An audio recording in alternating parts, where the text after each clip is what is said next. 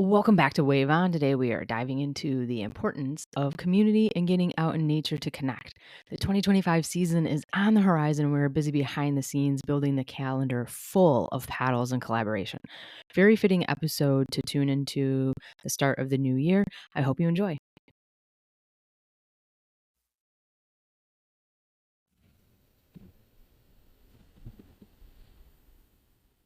Welcome to the show, Wave On, and I am Misty with your host here, and I have a special guest actually. So, podcast, still like once a month, maybe twice a month, but it's always great to have a guest, and especially the things that we shared over the summer week between paddleboarding and actually collaborating, which has been really nice. And I thought we've got to have a podcast. So I want to introduce Chris Maziarz because she is part leader, I guess, with a hiking group here in Metro Detroit, a women's hiking group that gets together throughout the summer and throughout the winter a little bit. So welcome to the show, and thanks for being here. It's been a real pleasure meeting you, I guess back early spring.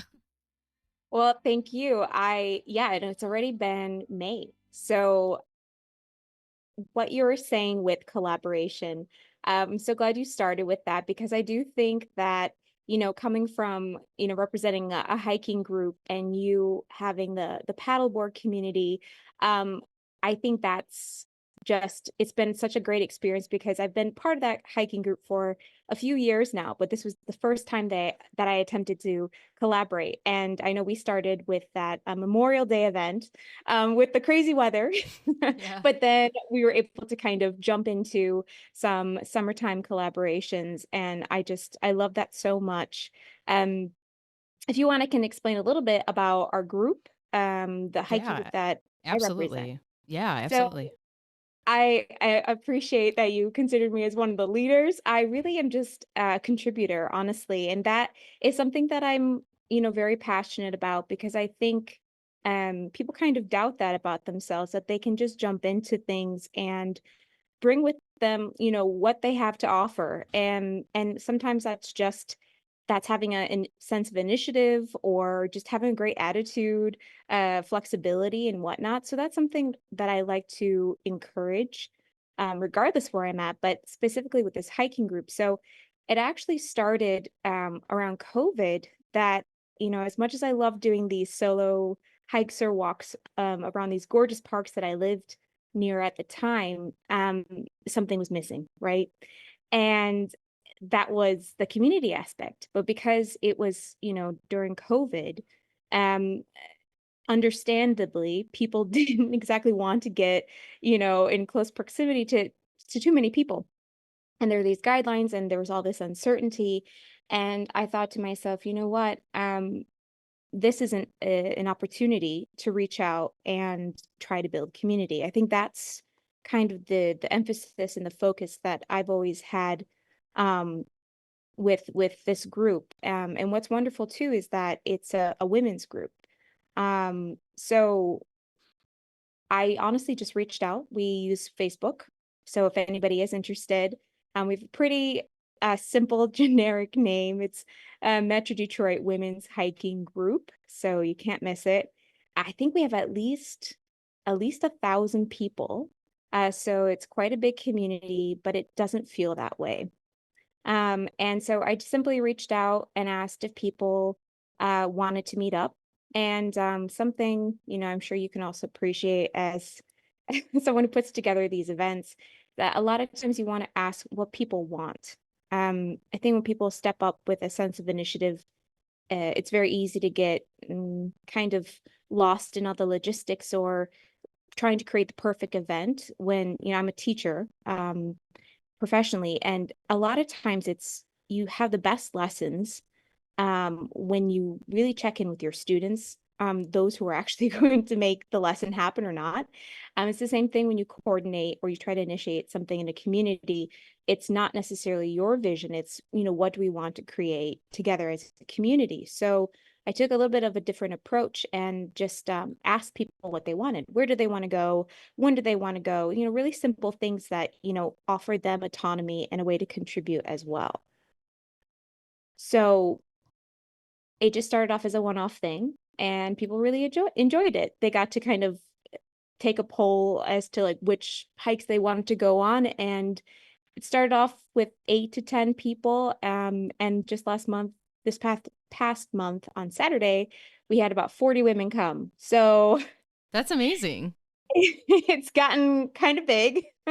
And That's as I great. was saying before we started this, I honestly, this is the fourth year that we're doing them. I was genuinely getting a little worried that we were kind of losing that sense, or that spirit of, when things are smaller, they seem more authentic, or you feel like you can really get to know each person. And I think when things get a little bigger, you worry that you're going to lose that. And Hmm. was a little tempted to even like try to pass it on, but we had the event, and so many people just stepped up, with navigating, with, staying behind to make sure nobody was left behind, even making like a reservation afterwards for lunch.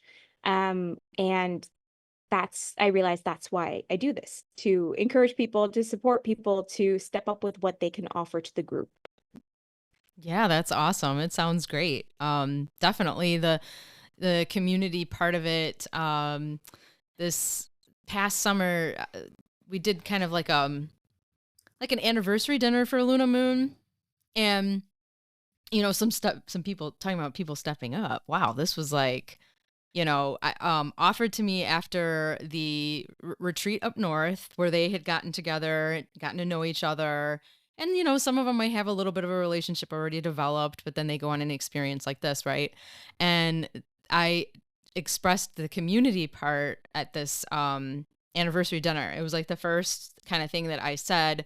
They all did a paddle, and then we got together for dinner part, which big step up of someone to take on this for me and like invite, everyone that wanted to come and be a part of it. And, having the people that have watched even like Luna Moon grow. But what I mean by going back to the community aspect, that was always like my goal, my mission in this through paddleboarding and being outside and getting together. And, whether you make it a casual paddle or a longer one, right? Like a bigger tour or something where you're a little more strenuous, I guess. But anyway, I thought that was super cool. And that first time that we had met back to that event, Memorial Day weekend, and we had such a great conversation. And I'm like, wow, well, what a great person to collaborate with on these kinds of things, because you don't you find people sometimes, but it's hard. It's not always easy, so it makes you appreciate it a little bit.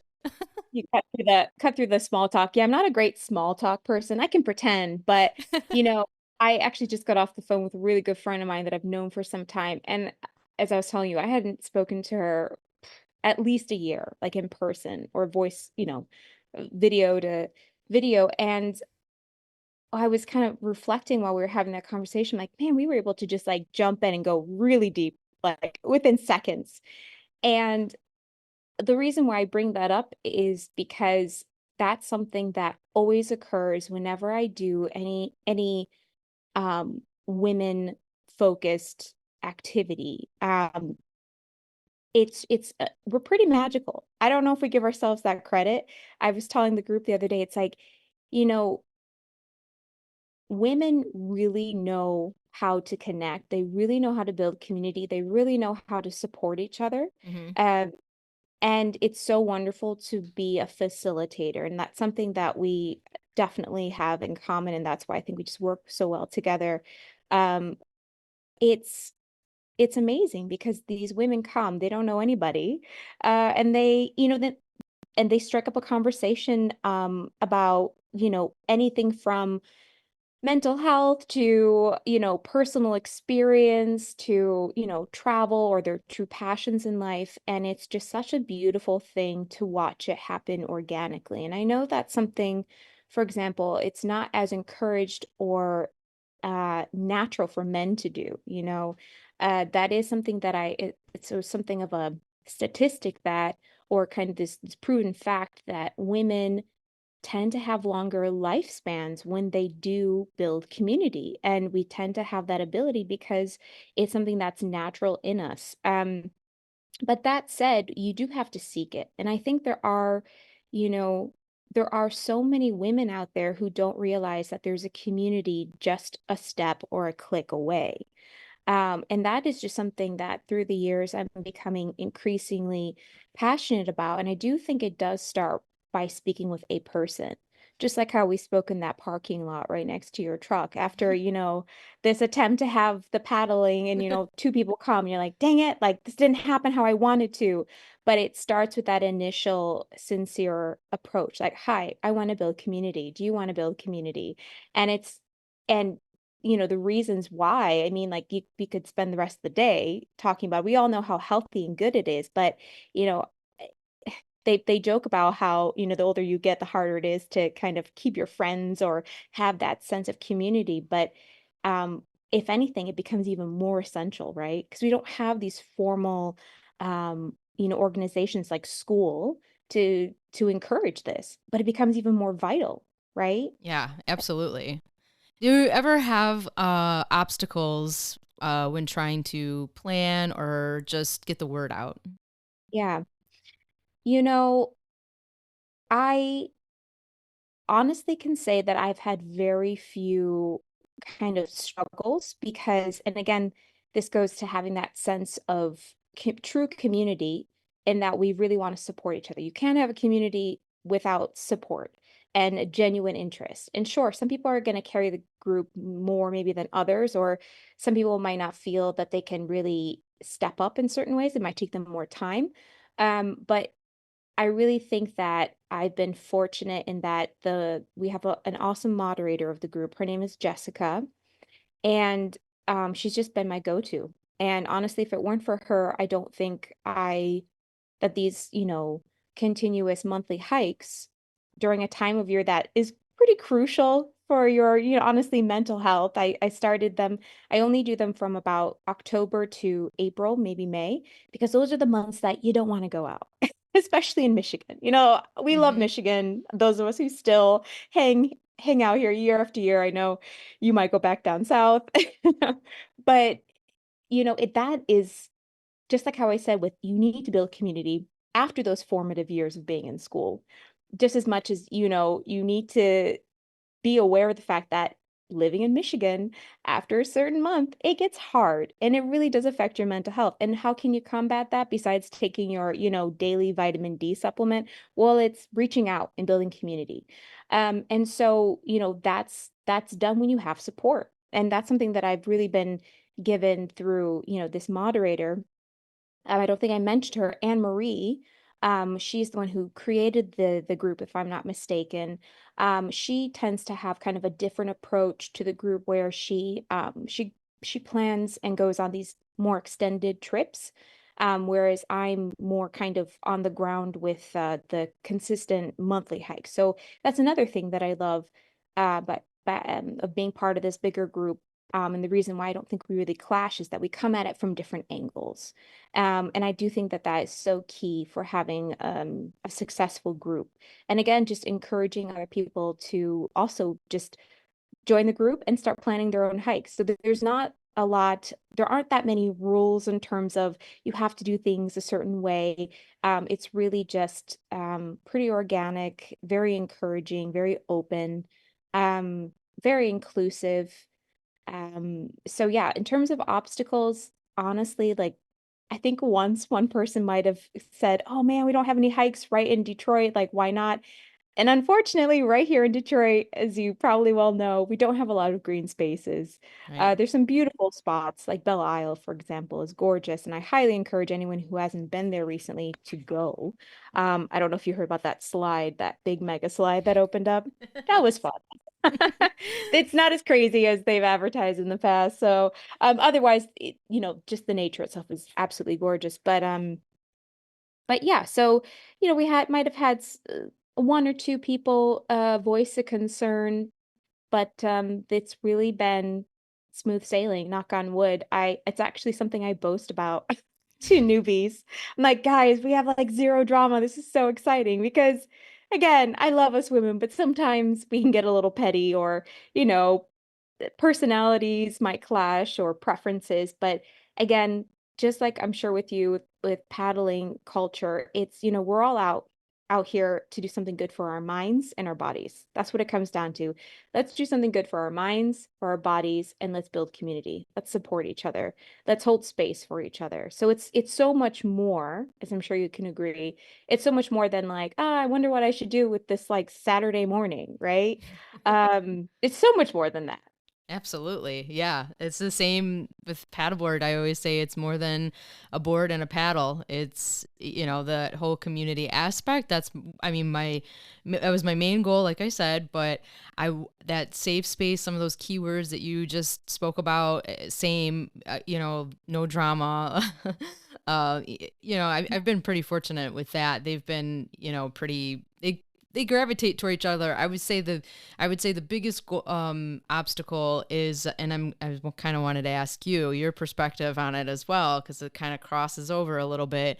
Is after school or after these other things that you had going on, it's like you might tend to feel a little lost because you don't have the same, or your friends might not have all the same interests even that you do. Like if you're an outdoorsy type, you want to gravitate toward outdoorsy people. So it's always been try to make this welcome door, right? Without Mm. having to show up with a friend or that support, that lifeline, right? Like to feel confident enough to show up on your own. And I have it both ways. I've witnessed some who I feel like they've drugged somebody out kind of against their will, but it's because they It's true. really wanted Both to do it and they didn't want to come alone. And so I have to ask you, like, have you had those type of experiences too? Or how do you make it the safe zone, or that, you or the other two girls even just like being this Yeah. trustworthy path, right? Right. I have, just like I think anybody who gets really enthused about something, have tried to kind of drag some of my friends along. And, nobody believes me, but I am a natural introvert. I do enjoy and prefer alone time, time with my thoughts, time to recharge. Doesn't mean that I'm antisocial by any means. That's a misnomer, but I get it. I get how it's hard to kind of make yourself vulnerable, really. And that is something I wanted to talk about as well, just kind of the deeper mechanisms of what it really is to, join a community, be a part of a community. It does take us The first step is really asking yourself, what are your needs, right? Like you said, like there is eventually you've got your high school friends, your college friends, your work friends, but eventually you need to start asking yourself, like, well, what is it that I really need? You get to a point in your life where you realize it's not, maybe for some people, maybe not, but for me anyway, and I feel like we're the same in this, that you ask yourself, well, it's great to like go out for a drink or dinner or whatnot, with friends, but it's not easy to keep that sense of community, even with people that you're really close to, because life happens, because we live in the States. I was fortunate enough to live abroad for a few years, and it always just made me marvel. In Spain, for example, there's such a sense of community. People are just they very much prioritize it. And I don't think that's something we do here. I think oftentimes you choose the trajectory, your professional trajectory, and then you decide if you want to, have a life partner or a family, and that becomes your life and that's it. But we're so much more than our job. We're so much more than choosing to be, having a partner or being single, choosing to have a family or not. We also need that community element. That's what makes us whole. And that's where I go back to saying, well, what are your needs? And that is one of them. I, ever since I studied this in college, it's always stuck with me. I actually have it with me here, the little infographic of Maslow's hierarchy of needs. And I'm sure anybody who studied sociology, psychology, they're somewhat familiar with it. And the it's like a pyramid, right? So at the base of the pyramid, hierarchy of needs. What are your needs? Okay, well, you need to eat. You need to sleep. You need the bare bones to survive. And that's all good and great, right? But what comes next after that? Well, having a sense of security, having a sense of safety. Okay, that makes sense, right? You can lock your door at night. Cool. Mhm. Um, After that, though, that third rung is belonging and love, right? And I think that's where we really do ourselves a disservice, and then we don't really promote amongst ourselves this need that we all have, no one's an exception, of wanting to belong to something, you know? And for some people, it's their family, right? They're able to keep really good, close, healthy ties with their family. That gives you a sense of belonging for sure. Um, Sometimes it is a very small friend group, which is becoming rarer and rarer, at least in my experience. For some people, maybe it's a spiritual or religious group. Um, Regardless of how you do it, you do need to feel that you belong somewhere. And I feel that, the groups that we're associated with paddleboarding, with hiking, that's a response to. It's not simply how to take up some time or how to feel a little less lonely. It's to recognize that really deep and essential need we have to find somewhere where we belong. And, you know, sure, some people might feel a little bit more uncomfortable than others, especially if you're dragging along a friend or you're the one who's dragged along, but you come for a reason. And sometimes it is to appease that friend, but you are responding to a very, uh, vital component of yourself that, all of us want to feel like we belong somewhere, that we can be accepted, that we can be ourselves. And you just don't always get that, going about your day, going grocery shopping, to the bank, to work, and back home again. Mhm. Sometimes you really have to seek it out. Yeah, that's a very important, that's a good way to, really good way to put that. Especially, yeah, that sense of belonging, is as far as community aspect overall goes. And, it's just, it's like something is probably between like you and I, it's like that's the goal, to have people feel like that, Yeah. that it's not always the paddle technique or so and even myself, I had a conversation over the weekend with some ladies, and it came up about like how much do you start overcorrecting people when they're out there and they're talking and they're having a great time with maybe whoever showed up, or they did bring a friend. I've had it go two ways where it depends on what night it is too, or maybe what the class is. But Right. Thursday nights, I label them as like a sunset paddle social, basically, because I do want them to get enough experience, at least to get on the water, to be able to move the board, and some technique to turn it, or to be able to paddle back even. But if we're on the water and there's good conversation going on and that kind of thing, or enjoying the sunset, like pause for 5-10 minutes and not move, hey, I'm all for that. I think that I'll interject on a paddle technique, and if it's really absolutely needed, meaning not Right. moving the board very well. But I don't want to interrupt if someone tells me, "Hey, I haven't seen my friend since February and it's July." It's like, "Hey, have fun, have that's the other part of it." And I guess I've just always tried to find that happy balance between the two, and even how they, especially if they're brand new to me and didn't even show up with a friend, is like this introductory welcome to them, and try to break that barrier that you showed up to a safe space, and everybody is encouraging, and especially when you get ready to stand on the board like your first time, I mean, people might clap because they're not trying to point it out, they're just really excited for you, and they're happy for you. So Well, yeah, to add to that, actually, again, I promise I'm not trying to over promote Maslow's hierarchy of needs, but again, just love it so much. Really encourage you guys to Google it if you've never heard of it before or kind of rusty. But after that belonging kind of rung or part of that pyramid of needs comes esteem, right? Feeling accomplished. And again, as you were speaking, what was kind of came to me as well is like, obviously, the reason why people come to paddle or come to hike is to feel good about themselves too. It's not just, maybe they don't even realize the whole like belonging bit. They're like, okay, whatever, I just like hiking, so here I am. Like, why are you talking about this stuff? True. I mean, okay, so everyone's gonna have their own approach, but maybe they might skip over that level, but absolutely. Not everyone's going to want to wake up at whatever time they need to wake up to get to a morning hike or paddle. You got options out there, but it's for that, yeah, it's for that accomplishment to try something new.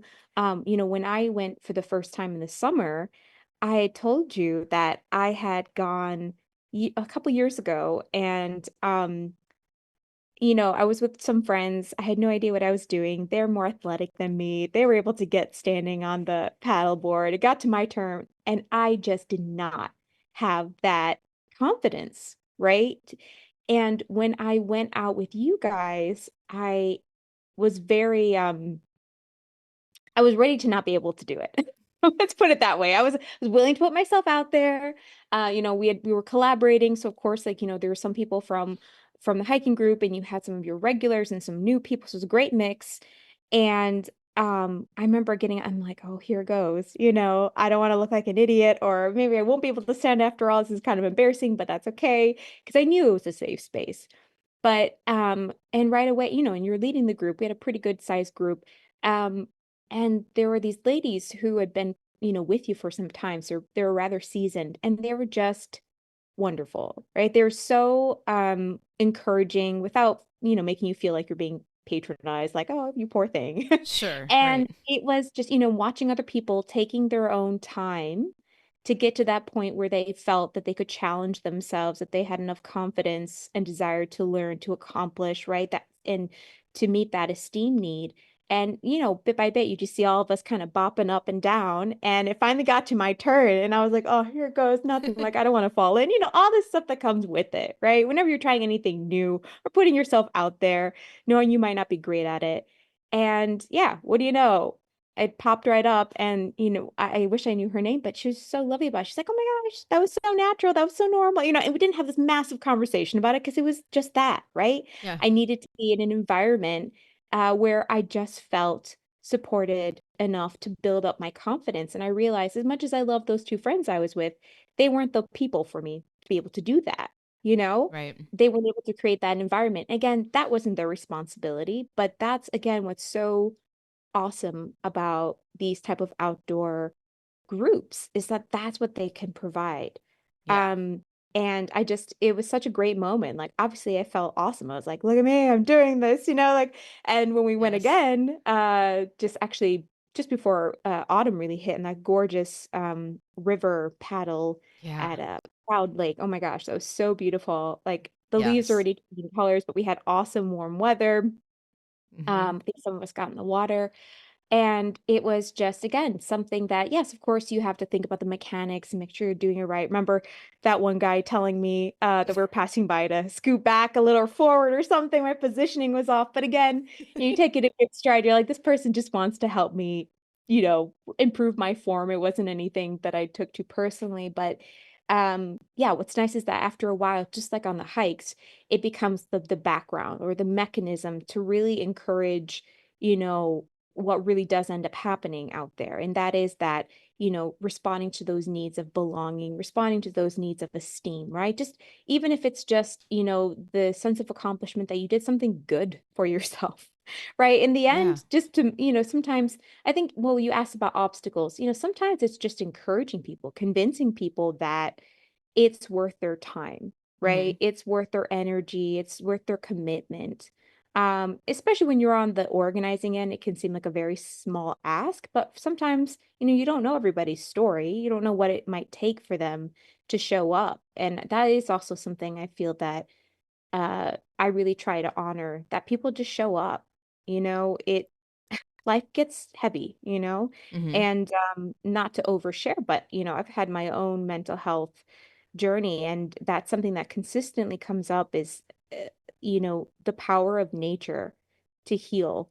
Um, and again, the power of being around, having a community who offer that safe space. Doesn't mean you have to share your whole story wherever you go. Like you said, you don't want to interrupt, these awesome conversations that go about, but it's a really beautiful thing that something as small as, willingness to put yourself out there, to be vulnerable, to do a small thing can have so many amazing benefits. Mm-hmm. So, and that's why I keep doing it, even though the natural introvert in me sometimes, honestly, um, the night before the monthly hike, I will think, man, what if I just don't go? Like, it'll be fine. It's organized, no big deal. Like, everyone has stepped up, and it's so tempting to take myself out of the equation. Mm-hmm. But I do know that that's how I've learned to value myself. How am I contributing? And that's also not the point. You don't have to do anything but show up. You don't have to be anybody but yourself. It really goes back to this really kind of essential core part to you, which is why I keep bringing up kind of those needs. Um, and why, just continuing to do this, it's like a practice, right? Just like with yoga, paddling, it's really a practice. And the more you do it, the more you allow it to become a conviction, that you also, something that I've really tried to hone in on is it's something you do for yourself. Because if you can't do something for yourself, you really can't show up for other people. We all know that. Yep. Yeah. No, that's a good point. Absolutely. For sure. Um, the uh the fact that what you're saying, for me it's like put yourself in the teacher's, like this is like behind the scenes cheat teacher notes or something, however you want to really word it. But yeah, there's some times where you're like, oh boy, and Mhm. but it's just because I'm human too, and things happen or occur, or or something you think about, or it just depends, I guess. But it doesn't happen often because I mean I've been doing this for a while now, so it's like the more you do it, the more you're in front of people, it's all right, but I think the hardest part is when someone gets a little, I'll say feathered. I love it. Feathered. I'm going to use that from now on. It's just a yeah, it's kind of funny, but and it doesn't happen often, but every so often, yeah, I don't know, whatever that other person's going through, and maybe it was a phone call, an email or something, and you're like, "Oh boy. Here we go." Mhm. Why am I doing this again? Yeah, what am I doing this for? And again, like that's something that I've really tried to hone in on, unselfishly. But again, if I can't do it for myself, like I try to put this, like practice it this way, like, if no one came, if no one showed, would I still show for myself? And sometimes I've not been able to say yes to that. And that's such a good kind of metric to kind of gauge where you're at. You know, these past couple of years have not exactly been the easiest. I think we can all agree. It's been Absolutely. wild. It's like, what is happening? Mhm. Um, but you know, that's it, if anything, it's again pushed me to really prioritize what are the essentials in life.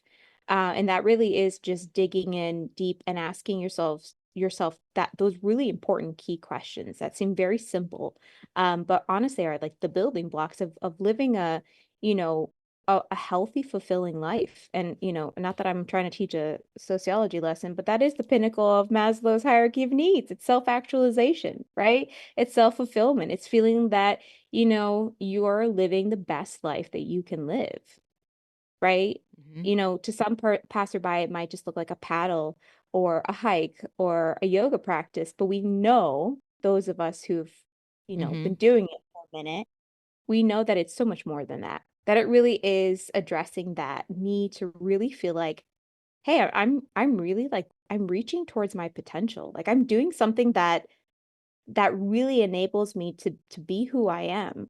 And I think that's really all we want. Mhm. That's in the end, what we want to be able to do. Like get up in the morning and be like, yeah, can you answer that question? Am I doing something that really makes me feel fulfilled as a person? Right. Um, but you can't do that if you're not addressing all those other things. Mhm. Which again, I feel like it's like a all for one with just approaching it through, you know, getting out there and paddling, getting out there and hiking. And maybe those aren't the things for you. Maybe you got to figure out your own. But I'm just so grateful that, I've been able to find it in this way. No, that's awesome. I mean, I think back, Well, probably just before Labor Day, I'm already starting to think in my head, what am I doing this winter? It happens every year. And I sent this text to you and I said, "So, what do you do I in know the where you're winter going. time?" And I get this response back and a really nice photo of winter hiking. It's a thing. And I'm like, "Oh, right." Right. I mean, if it's not like a blizzard or anything outside, then sure, you could still go, which is um probably been a little bit of the beauty behind some of the warmer temperatures that we've been having. And so you guys were able to go out this past weekend here in November. Oh my gosh, and it was so nice. We went to River Bends, that's in Shelby Township. Did about 6 miles. It was a moderate level. Again, I try to be as inclusive as I can without, I don't want to scare anybody away, especially if you're kind of new to hiking. And I don't want to bore anybody who's, really avid. So try to find that sweet spot. So we do shoot for about 5 miles on average. Sometimes we do a little more, like the 6 miles we did. And the pace varies. It's really organic, like it depends on who comes. But yeah, it was such a beautiful day. And I know we're all kind of worried about what's happening climate wise, but we're just not ignoring that. Obviously we need to step up, Mhm. but it was just a gorgeous day, awesome weather. When you just have to wear a layer and a sweater and a hat and you're good to go. It's like the best. But something with this group that I also realized is that I do prefer winter hiking because you're moving the whole time. Like obviously you got to make sure you're wearing the right stuff. um Layering is key, right? But yeah, winter hiking is the best. So if you've not tried it, or if you've always just disregarded winter as, I mean, oh, I don't ski and that's it. No. Oh my gosh, there's so much for you to do. And actually, just to kind of plug a little bit more for our group, we have people from all over and who have all these different, interests.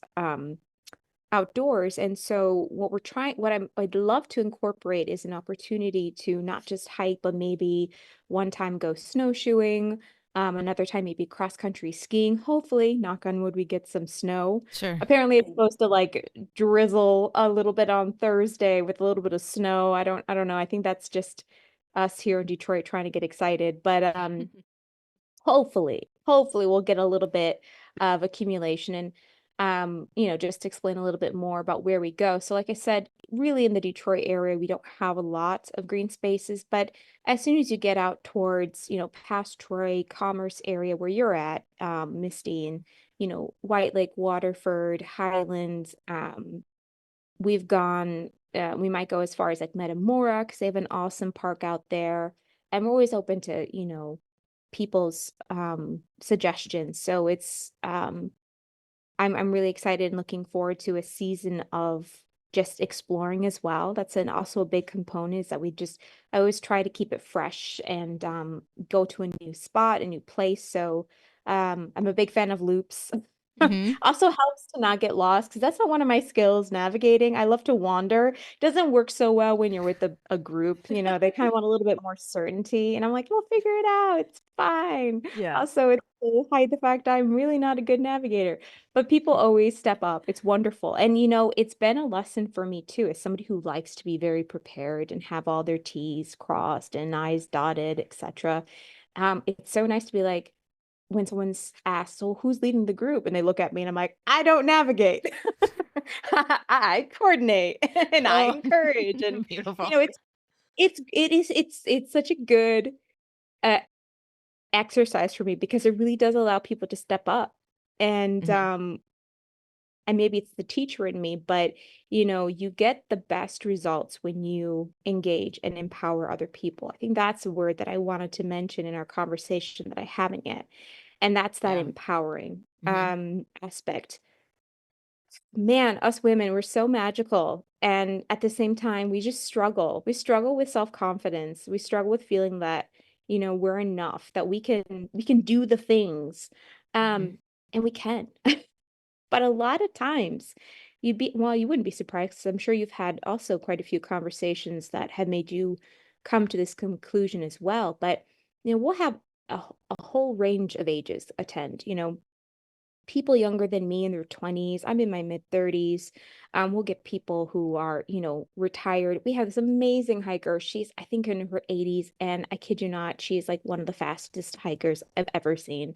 Wow. Amazing. Mm, Yes, she'll be in the front. Like she will wow. kick your ass. I hope that's allowed. I could say that. But That's good. and what comes up a lot is that we'll get women who are around retirement age or already in retirement and they don't know what to do with themselves. They'll say, Hmm. I don't know, I'm just trying this out. I can, and they're kind of in wonder, like, wow, I can do things for myself. Or I don't, we talk a lot of times we talk about travel. I think it kind of goes hand in hand with just being maybe more outdoorsy because you tend to be more adventurous and whatnot. But again, that's something else that comes up, this sense of like, oh, I don't know if I could ever travel by myself. Or, I mentioned that's something, one of my passions in life is traveling and traveling alone, solo traveling. And there are all sorts of communities available for that too. But and the reason why is that it's simply empowering. It's not to encourage people to do things without, preparing for it and knowing Right. beforehand what you're getting into. But that is something that I kind of come across a lot, this concept or this need to also help each other feel empowered. That, yeah, we can meet up with a big group of women or small and go on a 6+ mile hike. We can, try out paddleboarding after the age of whatever, 32. Like there's no Yeah. these misconceptions we get in our heads, right? I was speaking to somebody the other day and it wasn't about hiking, but it was just about doing something more with her life, going back to school. And she's like, oh, I'm so old. I'm so old. Mm. Um, and she's like 42, right? And we put these limits on ourselves. And we can kind of be like, oh, come on. But we do that to ourselves. I know I do. It's like, oh, I don't know if I can. And, we find all these reasons why not to. And that's really us kind of buckling on under what we think society expects of us, right? And Yeah. it's what an age to be a woman. There's so much going on with Hmm. that. There's so much that we are being freed from, but at the same time not. And Hmm. it's quite the conversation that I know we don't have time for, but a small component, I strongly believe, of these women, mostly women-led groups or that have mostly women participants is that reestablishing this empowerment that it is like one of our greatest tools and abilities that we somehow still struggle so much with. I don't know what your thoughts are on that. But that's just something that I've come across and I'm so passionate about that, that I just talk about it to whomever I pass. Like, yes, you can go on this 6 mile hike, or yes, you can go travel to another country on your own, or yeah, it's an interesting topic. Absolutely. Yeah, it's a big one. I mean, I witnessed it quite a bit myself, especially the age part. And then same on my side, like I have people in their 60s still, coming out and or late 60s maybe. And and I'll get a question where, "Hey, great that you even called me to even ask that," but empowering is definitely one of those other like key words I have on my website because yeah, that is what else it's doing is empowering you to feel, confident to walk into the space, to leave the space even and feeling like a sense of an accomplishment that, hey, I even showed up by myself and they embraced me and they supported me and I didn't know if I was going to be able to do this. And maybe there's a lot going on, upstairs in the mind, right? And Yeah. so, yeah, I've had a lot of those, a lot of, across the board scenarios happen. And again, then it goes back to, yeah, why I am doing what I'm doing. So even though like earlier, those couple of little bumps sometimes that happen, the other ones outweigh it and definitely come to the forefront for sure.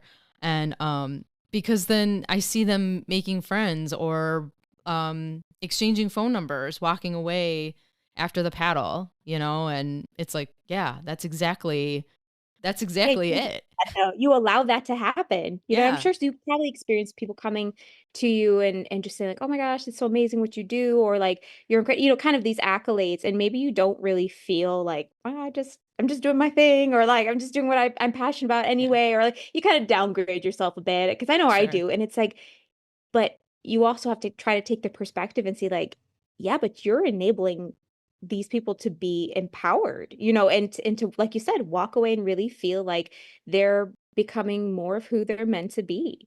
And I know it's might sound like, okay, you guys are using a lot of these like higher level kind of terms to do about something so simple. I'm like, well, that's the beauty of it. It really is simple.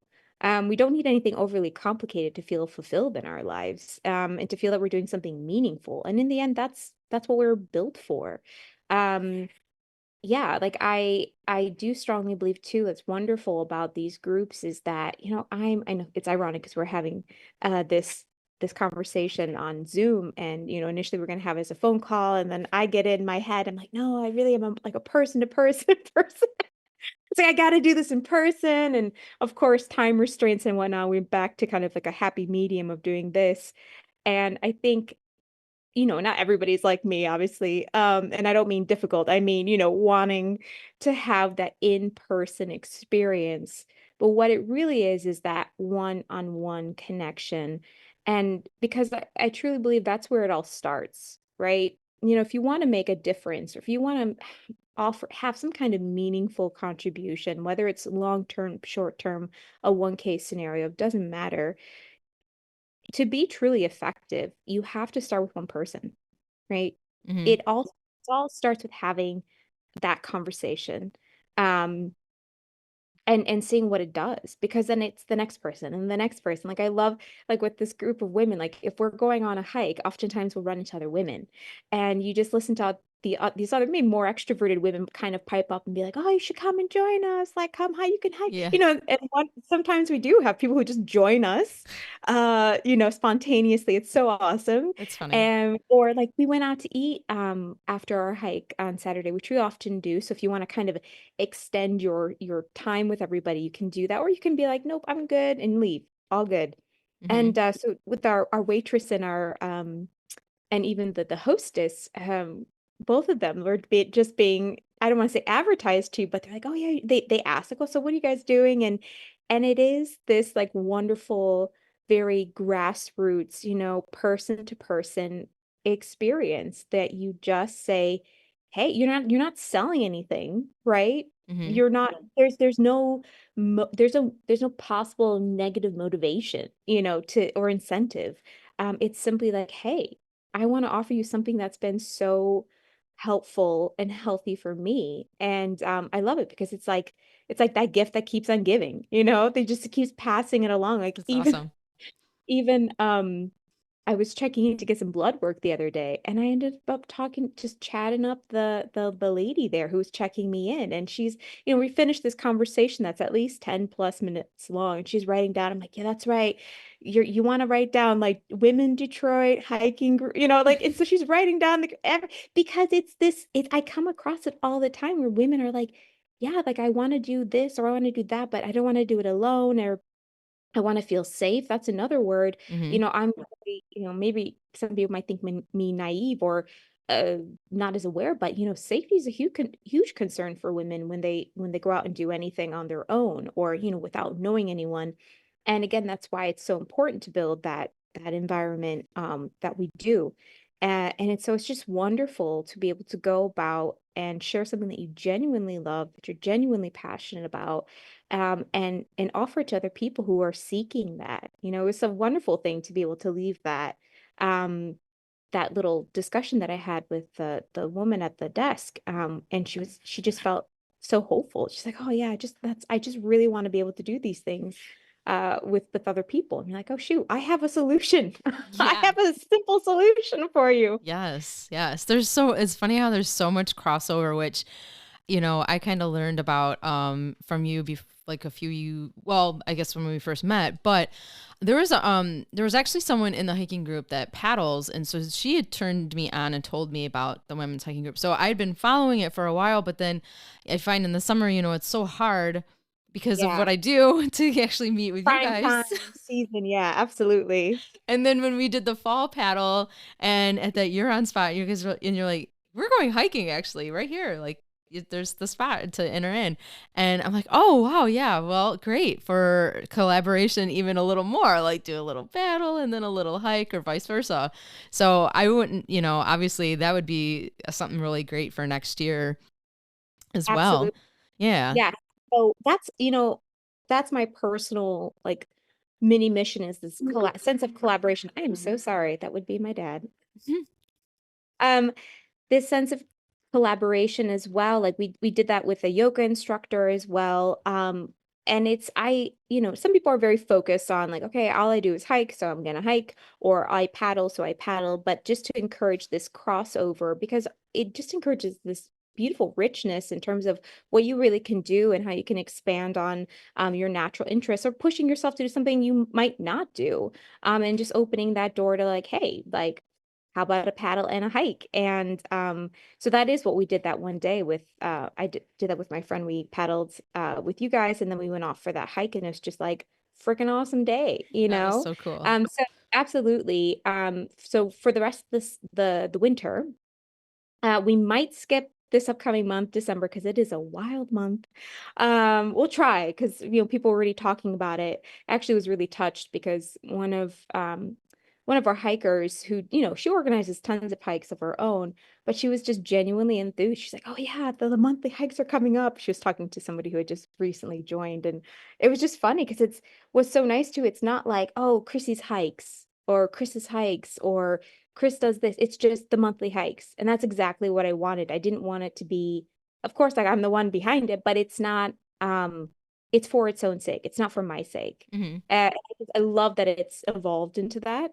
Um, and yeah, so it's something that people genuinely look forward to, that they really want to have on their calendars. So please join us. Please take a look. You'll be able to tell that it's a monthly hike because I'll say it for starters, but also it's because there will be a set of 3 polls. So you get to choose. And that's what I love too, is that again, it's that teacher in me that wants you to have some engagement process with organizing the event. So you actually help organize the event.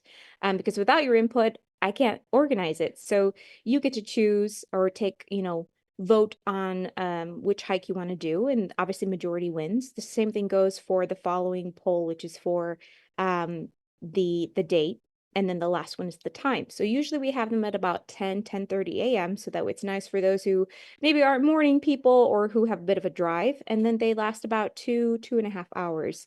Because again, we want to account for those like varied paces, Hmm. and optional lunch after if there's interest. So please check that out. We might not have one next month, like I said, just because of the holidays and it's a bit crazy.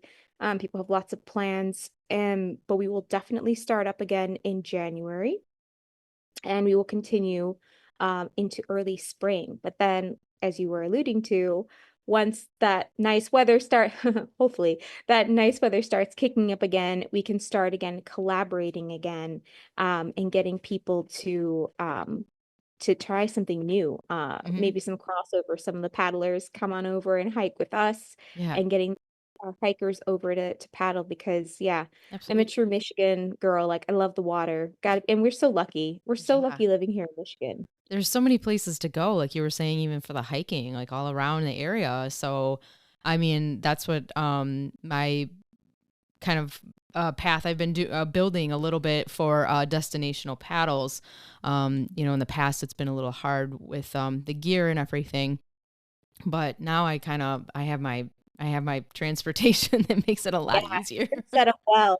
Actually, I know we're running out of time, but have you done the Turnip Rock paddle? So that's actually a good segue in a way because I have some plans that I've already been working on. This is probably the first year that I came right out of the season already planning the next one. It was just that jam packed and full and interest. So I just wanted to keep going with that vibe. And for that what you're talking about, Turnip Rock, it's actually hard. It's long. You do have to account for the weather because it is Lake Huron, and it's not. It's kind of remote. It's not like you would launch here and then just paddle straight out. It's actually that the area is very remote. and it's set up high, the landscaping. So there is a lot of rock, and obviously the one that you're trying to get to is the eye candy part. And I have some paddles that I'm planning to train kind of for that. Okay. So yeah, just to build like some endurance and stability, that kind of thing. And it gets started. I want to try to get started like right away as soon as the weather, whether that's June. I was kind of playing with some dates already, but yeah, I'm getting stuff set up for that one in particular.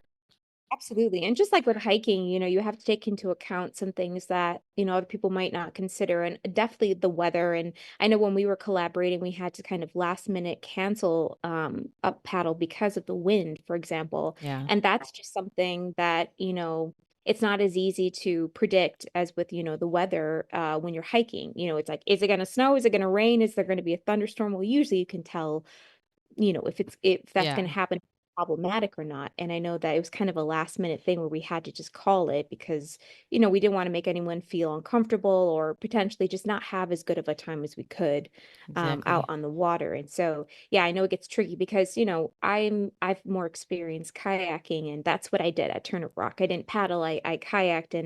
And so even from that perspective, like I didn't think about kind of the pitfalls that might occur if you're paddling versus even kayaking. So, and that's why it is, a bit of a health and a safety moment too. Is like, if you're not super experienced, to have a bit of prudence and to say, okay, maybe I should consider doing this with somebody else, with a group, with somebody who's trained to do it. Maybe it costs a little bit more than going out on your own, but well worth it to make sure that you're, Yeah. keeping Safety all that aspect. in mind. Yeah, I, absolutely. maybe real quick, you can for winter hiking, what gear would Yeah. people need like as a necessity? Sure. And that is something I always try to offer a little bit of a PSA so that way those who aren't as like comfortable or just not as familiar with hiking can be a little bit more aware and won't feel out of sorts when they arrive. Because, it happens that somebody might like come to like a winter hike in tennis shoes and I don't know, kind of minimal stuff. And you're like, all right, well, maybe they get hot easily or they don't mind wet feet.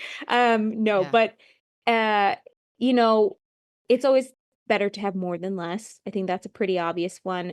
Honestly, as soon as like fall hits, we all know it's really layering season. And to just double down on that when you go out anywhere, honestly, anything outdoorsy. But so with hikes, we always like to encourage to wear those layers. So again, if you're like brand new to this and you're like, what does that even mean? It means thermal underwear, my friends. Like you cannot go wrong. If it's going to be less than 30 degrees, yes, you're going to be moving around. And yes, we will go out in, weather that's pretty chilly. And obviously you can decide to come or not, but you're moving, right? And so you're going to warm up a little bit, but you want to have those layers because you can always take them off if you get too hot, put them right back on. So yeah, always have I think I would say shoe wear is the most important thing to focus on in Michigan because even if there isn't any snow, there's going to be some kind of precipitation. And so that means you're going to have mud to deal with or slush, and that's no fun if you're wearing some really beloved, pair of tennis shoes that also like run in. So definitely invest in a pair of hiking boots because those are going to serve you really well throughout most of the year because you can even wear those into the summer so long as they're not overly insulated. Hmm. Not to over promote any kind of brands. I'm not getting paid for this, but I personally like, Columbia or Keen, Merrill, those type. But especially if you're new to it, my rule of thumb is do not overspend. Like you can always go on Marketplace, try to find maybe a used pair somewhere, go to DSW, see what's on sale. Um, but yeah, definitely do yourself a favor and get yourself some proper hiking boots. And with that, you want to make sure you get some decent hiking socks. Hmm. Because again, it goes with the layering. It's really easy to think like, ah, yeah, whatever, we're just going outside. Let's just put on some things and go. And that's a great attitude, but you're going to get a little cranky midway when your ankles are fully like saturated with just whatever is out there. So yeah, do yourself a favor. They're not expensive. You get to decide your budget. Um, we've got plenty of people who are REI people, and then there's me who's like Amazon, Aldi, Marshalls girl. So, I like to think I like a bit of a mix, but for the most part, I like a good deal. I am from the Midwest. So, So yeah, do yourself a favor, make sure you got some good hiking socks, um, some boots. If you really want to make sure you're well equipped and just don't like being wet, invest in kind of a light pair of water resistant or snow resistant pants. I know I got a pair from Eddie Bauer that have served me well. And then otherwise, yeah, just want to make sure those extremities are covered. You don't, underestimate how, not wearing gloves after a while kind of, it's not so comfortable. Yeah. Same thing with, having some kind of head coverage, and also something people I think overlook often, especially if they're new to being outside in the cold for longer periods of time, is to have something around your neck. So, the name is actually escaping me, which is kind of embarrassing. But so instead of a scarf, maybe you'll be able to fill in the word for me, but it's kind of like how would I say? Not like a cowl, like something you just put around your A neck neck that a doesn't. neck buff. A neck buff? A buff, yeah. Really? Oh my Yeah. gosh, I have a totally different word, but it's not that word. But anyway, so yeah, you can go to Target and go to the sports section, and they'll have it where, it's like if you are a skier, that's what people will Yeah. wear as well. So it's not overly like chunky or cumbersome, and it gives you some really nice protection. If it's really cold out, you can kind of pull it up over your face even a little bit. So yeah, that's, probably more information than you wanted, but that's from my couple of years of hiking. It's so funny because I actually prefer now to hike in the winter, because you don't have bugs. When people Mm, ask like, why would I do this? There aren't any bugs. You guys, we live in such a marshy, humid area. Like, come on. true. That's why we like being on the water in the winter. And hiking really isn't as popular in the summer. I So know, that's come funny. out in the summer or in the winter, you'll warm up just fine. And honestly, you won't even feel. And besides the fact that your butt might be a little cold, but what's great is once you start hiking with the group, those miles just fly by. Like you Yeah. might not think like, I don't think I could do 5 miles. Like I hiked or I walked 2 miles around the block and I was sore for days or whatever. I'm not saying that you're going to become like Superwoman and not, experience any kind of pain after, but when you're hiking with everybody, it becomes secondary. Yeah. And don't we all just want that where, you don't even notice the miles go by, especially if you're not particularly motivated or not convinced yet that Sure. this is something you really want to be doing. I promise you, give it a chance. And just like being out in the water, when you're with people, it becomes just kind of background noise, like, establishing the right kind of paddle stroke for yourself or the Absolutely. balance. And that can kind of ease into the background and you can really just start enjoying the benefits, those greater benefits that we spent the majority of this, time talking about, why it's so beneficial to get out there and do these things outside. Yeah, absolutely. 100% and more agree. Oh Well, yeah. I look forward to doing something this winter, and whether we get snow or don't, and I have snowshoes and cross country skis, so Right. and a husky. I don't know.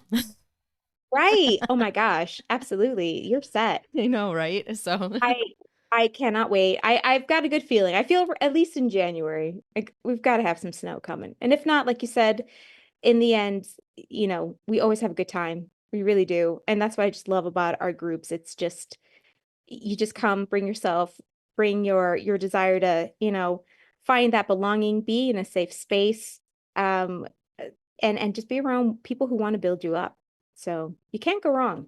absolutely. Awesome. Well, I am so glad that we met and we were able to, do some collaboration this year, and the other people that we met, it's that nice cross path, with each other, because I have thought the same, some of the girls that were hikers, and meeting them, and I'm like, wow, this is awesome, that nice little crossover, but two completely different things, land versus Yeah. water. Well, one of my friends, now she's a good friend who joined the hiking group. I think it was after only one paddle session with you, and she went out and got herself her own paddle. Like she was sold. Nice. That's awesome. Yeah, Yay. so I hope that was encouraging. Just like, yeah, keep doing it because I'm always so grateful for people like you who just again do something that they're passionate about and how that just transfers on to other people in ways that you probably don't even know. So yeah, absolutely. Well, thank you for having me. Likewise. Yes, thanks for sharing on here. No, you're awesome. I mean, I'm sure we'll probably have to do this again. Well, why not? I mean, there's just so much to inspiring things to share and just Yeah, yeah. So I really I'm grateful for you as well. So thanks for doing all this. absolutely. Thanks for listening to the episode of Wave On. If you loved what you heard, check out my site for some great summer vibes, including our inflatable kayak and a revamped lip balm and lotion combo sets, perfect for your next adventure. Also, don't miss the early bird discount for our Big Bay retreat in July. It's going to be such an unforgettable experience. You can see that on the schedule page. Also, I invite you to follow along on social media or check out the site and sign up for the newsletter with all the promos, paddle dates, and classes. lunamoonsupyoga.com.